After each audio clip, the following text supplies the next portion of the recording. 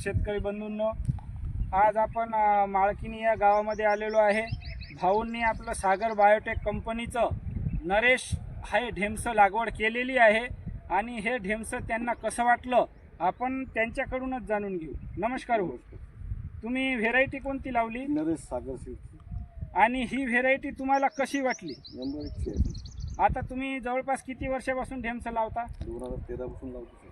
तर तुम्हाला 13 पासून जे तुम्ही अदर व्हेरायटी लावल्या त्या व्हेरायटीमध्ये आणि या व्हेरायटीमध्ये तुम्हाला काय वाटलं? फरक आहे सर, रोगाला बळी आहे आणि मालाला चांगली आहे। आणि जवळपास किती एकरचं क्षेत्र आहे तुमचं? 8 एकरचं आहे सर। आणि तुमचं गाव सांगा, नाव सांगा। गजानन विश्वंभर कानडे, राणा माळकिनी, जिल्हा यवतमाळ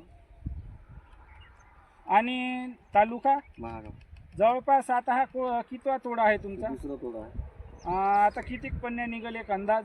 25 पण दुसरा तोडा। आणि किती एकरात चालू आहे तोडा हा? 2 एकरात। 2 एकरात चालू आहे।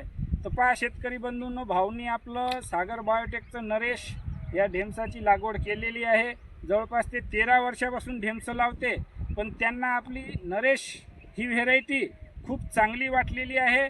आणि मार्केटला पण या व्हेरायटीचं काय मागणी कशी आहे? मार्केट चांगली आहे सर, शायनिंग वर माल आहे। हां, आणि अदर व्हेरायटीपेक्षा चांगलं राहते। आणि भाऊनी जवळपास आपला 8 एकरचं नरेश ढेमसं लागवड केलेली आहे ना, ही व्हेरायटी खूप चांगली वाटलेली आहे। आणि जवळपास या गावामध्ये आपलं 8 एकरचं क्षेत्र आहे आणि भाऊ 13 वर्षापासून लागवड करतात, पण याच्यासारखी क्वालिटी आणि याच्यासारखं मार्केटला रेट त्यांना कधी मिळालेलं नाही आहे। तरी शेतकरी बांधवांनी सागर बायोटेकचं नरेश या ढेमसाची लागवड करावी, ज्याचा आता टरबूज काढणीला आलेला आहे आणि टरबूजचे जे बेड आहे त्या बेडवर ढेमसाची लागवड करा आणि कमी दिवसात जास्त उत्पन्न घ्या।